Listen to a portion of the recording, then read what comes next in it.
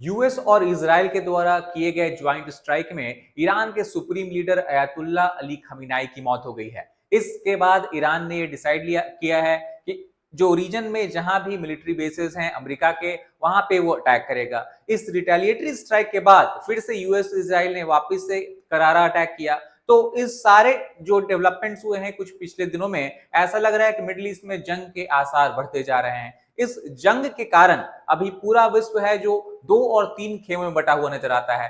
कुछ देश ऐसे हैं जो अमेरिका और इजराइल का पूरी तरह से समर्थन कर रहे हैं, बैकअप कर रहे हैं। कुछ ऐसे देश हैं जिन्होंने यूएस और इजराइल के ईरान में किए गए अटैक की कड़ी निंदा की है और वो ईरान को कहीं ना कहीं सपोर्ट कर रहे हैं। और कुछ ऐसे भी देश हैं जो न्यूट्रल हैं, यानी कि तटस्थ हैं। तो आज इस वीडियो में हम समझेंगे कि किस तरीके से ये दो देश हैं वो अमेरिका और ईरान को समर्थन दे रहे हैं और इससे जो वैश्विक व्यापार है, भारत की जो सिचुएशंस है, मिडिल ईस्ट में जो रिलेशंस है, उस पे किस हद तक कोई हम बोल सकते हैं इफेक्ट आएगा। तो सबसे पहले अगर हम कॉन्फ्लिक्ट के ओवरव्यू को देख लें तो हम जानते हैं कि पिछले 2 दिनों में काफी डेवलपमेंट्स हुई है मिडिल ईस्ट में। यूएस इजराइल ने एक ज्वाइंट स्ट्राइक की थी, एरियल स्ट्राइक की थी और जहां पर निशाना बनाया गया था ईरान के सुप्रीम लीडर अयातुल्ला अली खमेनाई के रेजिडेंस और ऑफिस को। इस कारण सुप्रीम लीडर की डेथ हो गई है। ना कि सिर्फ सुप्रीम लीडर बल्कि बहुत से ऐसे सीनियर ईरानी लीडर्स हैं, उनकी भी यहाँ पे मौत हो गई है। अभी रिसेंट जो न्यूज आई है उसमें पता चला है कि जो ईरान के पूर्व राष्ट्रपति हैं महमूद अहमदीनेजाद, जो कि अपने रेडिकल व्यूज के लिए जाने जाते थे, जिन्होंने यहां तक कह दिया था कि Israel should be wiped off from the map of the world, उनकी भी मौत हो गई है। ईरान ने इसको रिटेलिएट किया है इस एक्शन के अगेंस्ट में और बहुत सारे मिसाइल्स और ड्रोन्स का यूज करके जहां जहां भी अमेरिकन बेसेस हैं, स्पेशली अरेबियन रीजन में, वेस्ट एशिया में, उस पर अटैक किया है। एस्केलेटिंग मिडिल ईस्ट इंस्टेबिलिटी, इसका क्लियर हमें इंडिकेशन यहां देखने को मिल रहा है कि आने वाले कुछ दिनों में ये सिचुएशन जो है वो सुधरने वाली नहीं है, बल्कि इसमें जो भी चेंजेस आएंगी वो कहीं ना कहीं डिस्ट्रक्टिव चेंजेस ही आएंगे। अगर हम बात कर लें कि यूनाइटेड स्टेट्स ने क्यों सपोर्ट किया इजराइल की इस एक्शन को, क्योंकि अगर हम देखें जो डेवलपमेंट हुई है उसमें जो इनिशियल स्ट्राइक किया था, जिसको कि इजराइल ने प्री एम्प्टिव स्ट्राइक बताया था, उसके बाद अमेरिका ने ज्वाइन किया है। तो US support for Israel, it has conducted joint strikes with Israel, justified action as preventive और प्रिवेंटिंग न्यूक्लियर थ्रेट। अमेरिका का यह मानना था कि हमें इजराइल को इसलिए हेल्प करना पड़ा, हमें ईरान के ऊपर इसलिए अटैक करना पड़ा क्योंकि ईरान जो है वो न्यूक्लियर वेपन बनाने के कगार पर पहुंच गया था और उसके कारण पूरे रीजन में इनस्टेबिलिटी आने वाली थी। ऑल्सो डोनाल्ड ट्रंप की अगर हम बात करें तो उन्होंने सुप्रीम लीडर अयातुल्ला अली खमीनाई को द मोस्ट एविल लीडर भी डिक्लेयर किया था उनके मरने के बाद और बोला कि ग्लोबल सिक्योरिटी मेजर के लिए इस तरह के एक्शंस को लेना काफी अनिवार्य और नेसेसरी हो गया था। अब इस अगर हम पूरे घटनाक्रम की बात कर लें तो कुछ कंट्री जो है वो है यूके, फ्रांस और जर्मनी।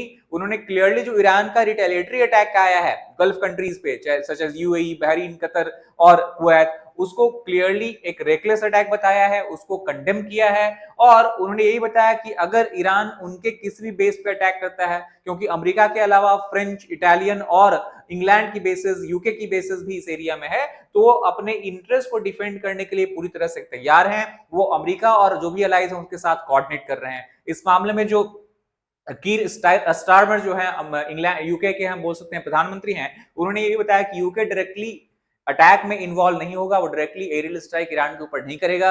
यूके की डिफेंस फोर्सेस वहां इन्वॉल्व नहीं होंगी, पर as far as the British bases are concern, United States उसका यूज कर सकता है।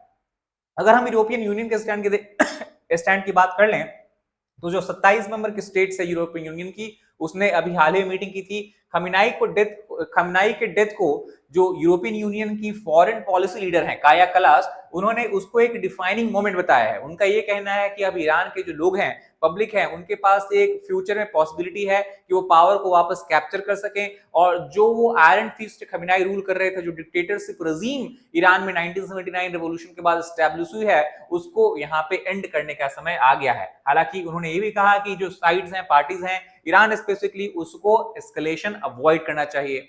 Now an open path to different Iran, one that its people may have greater freedom to shape, इस तरह से यूरोपियन यूनियन का स्टैंड आया है।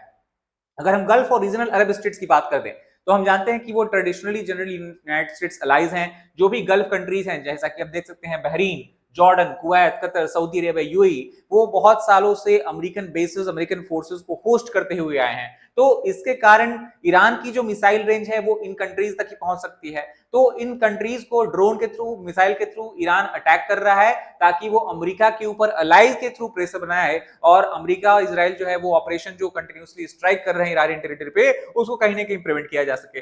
तो इन कंट्रीज ने अनइक्विवोकली जो है वो कंडेम किया है ईरान मिसाइल स्ट्राइक्स को। उन्होंने एक ज्वाइंट स्टेटमेंट भी रिलीज की है जिसमें कि गल्फ कंट्रीज का ये मानना है कि ईरान का ये एक्शन पूरी तरह से रेकलेस एक्शन है।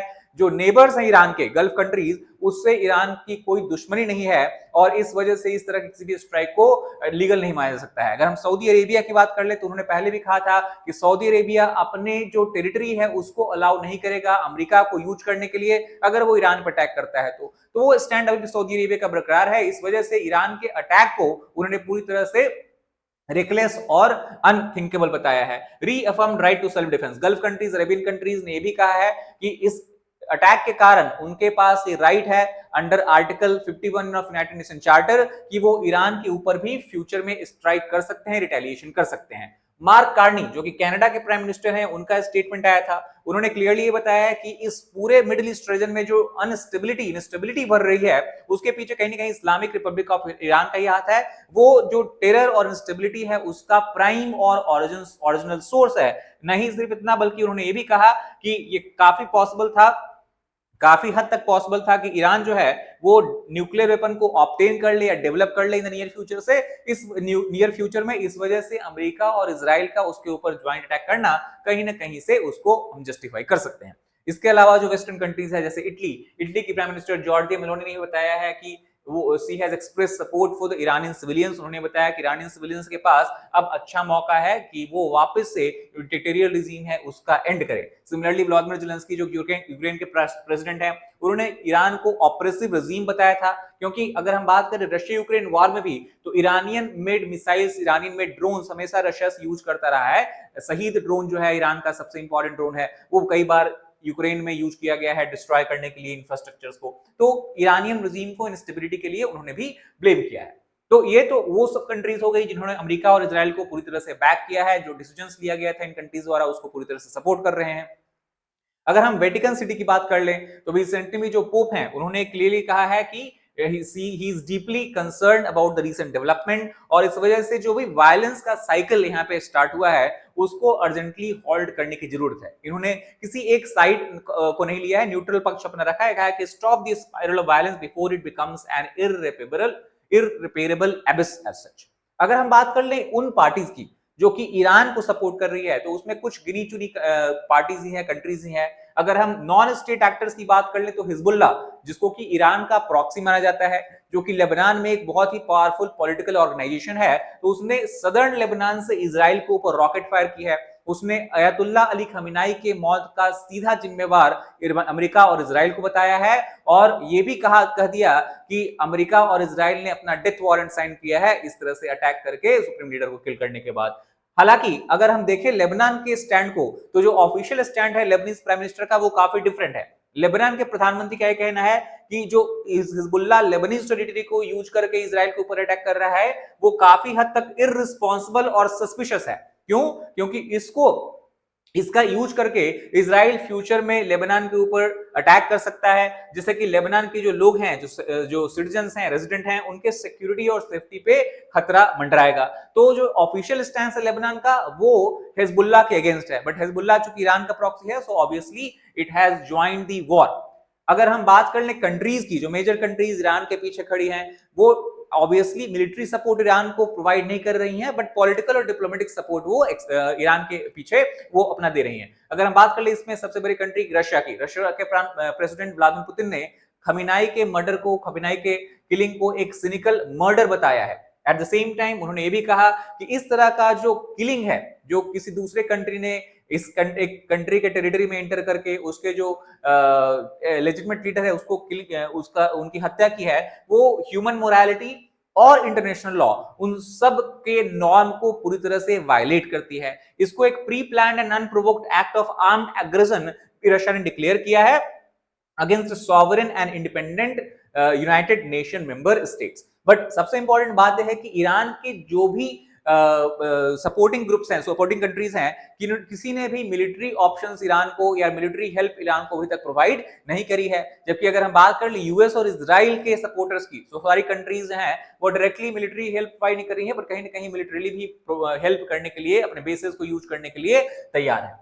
चाइना की पोजीशन की बात कर ले तो चाइना ने रूस जैसा ही यहाँ पे पोजीशन अख्तियार किया है और उसने भी यूएस इजराइल के स्ट्राइक को कंडेम किया है। ईरान के टेरिटोरियल इंटीग्रिटी और सॉवरेनिटी का इसको क्लियर कट वायलेशन बताया है और इवन यहां तक कहा है कि दोनों जो पार्टीज हैं उनको इमीडिएटली मिलिट्री ऑपरेशंस को हॉल्ट करना चाहिए, पीस और जो पीस डेवलप हो सकती है रीजन में उस पे काम करना चाहिए। तो एक क्लियर जियोपॉलिटिकल डिवाइड हमें इमर्ज होता हुआ दिखता है। अगर हम चाइना के मिनिस्ट्री ऑफ फॉरेन अफेयर्स की बात कर लें तो उसने ये बताया है अपने एक स्टेटमेंट में, China firmly opposes and strongly condemns the action taken by US and Israel as such. So अगर हम देखें इस पूरे मामले में तो डेफिनेटली जो वर्ल्ड है वो कहीं ना कहीं तीन ध्रुवों में बढ़ती हुई नजर आ रही है।